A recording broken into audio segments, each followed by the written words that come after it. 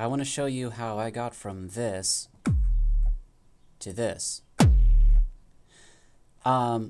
This is a device, this is actually a sampler, this isn't a synth, but what I have here is a sine wave, and the sine wave is being told to bend with each key press. Here's what it sounds like the other way.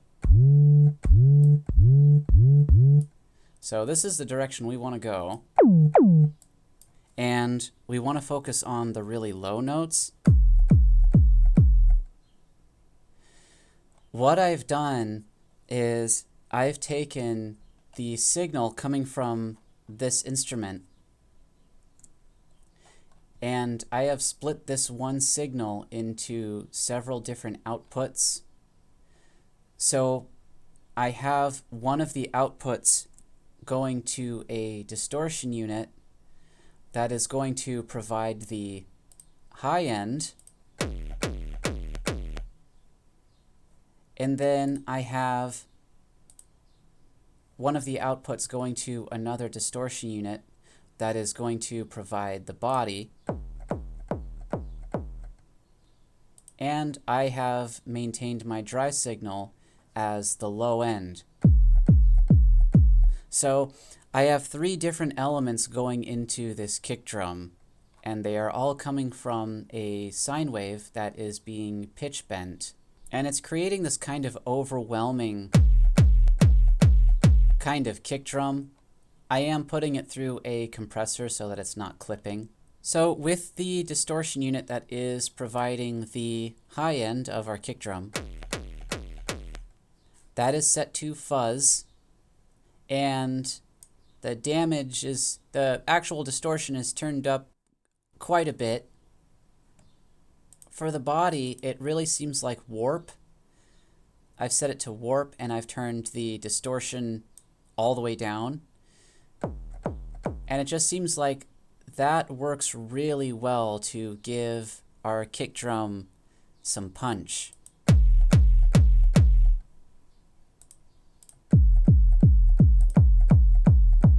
So it's really kind of giving it this extra kind of snappiness.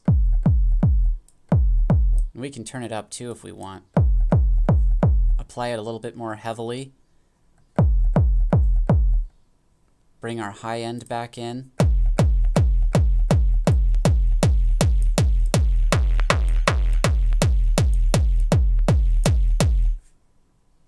And it's important to keep in mind that this isn't something you necessarily have to do, but since I don't want our kick drum to phase in on itself, I have applied a little bit of high pass to both the body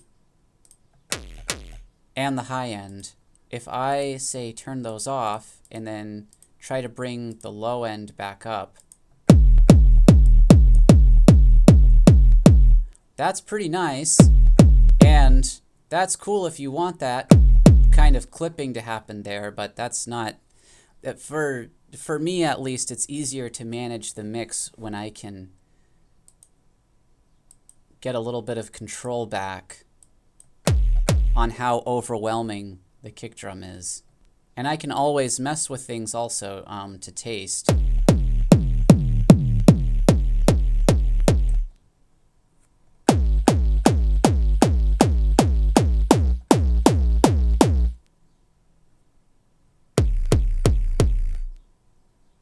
And beyond that, it's just messing with the actual sound source.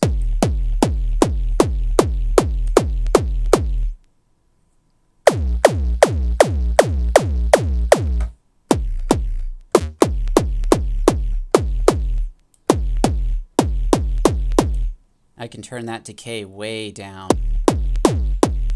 This does not, as long as you see the letters A, D, S, R, this is not anywhere near as visual as what you're looking at in Bitwig, but this envelope in particular, here's the volume envelope, amp envelope, it's the one for the volume of the note that you're hitting the key for.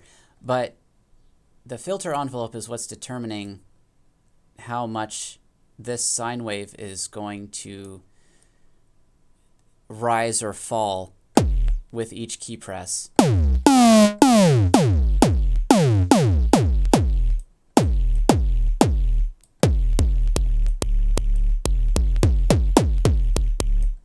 And also, this kind of just makes really great potential for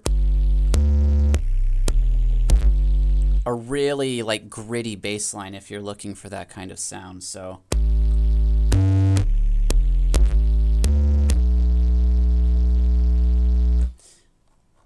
it's very flexible. This is a very flexible kind of setup.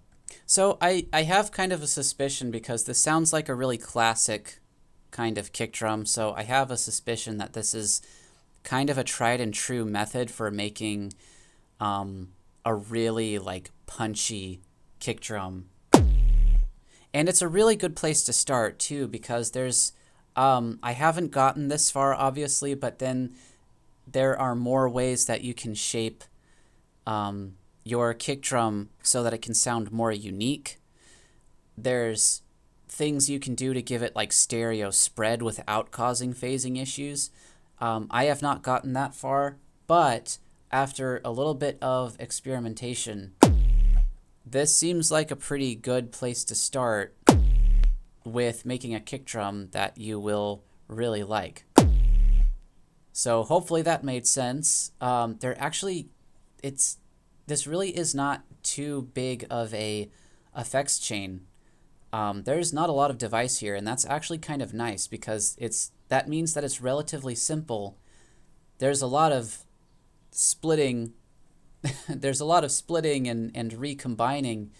But again, this is what's happening here in Reason, at least, is that the audio from this device is going directly into here. We're using this to take that audio and split it into 3 different outputs, and we can each shape them however we want. And we are recombining all of those outputs into one input that we're bringing into this combinator, or not combinator, my God, this compressor, and we're bringing it back into our line here. I'm not sure what that looks like for Bitwig, but that is what I can get away with inside of Reason. I intend to continue like experimenting with ways to make like a super like knocky kick drum. This one to me is already kind of overwhelming, which I like. I'll keep exploring different ways, and I'll get back to you with more shenanigans.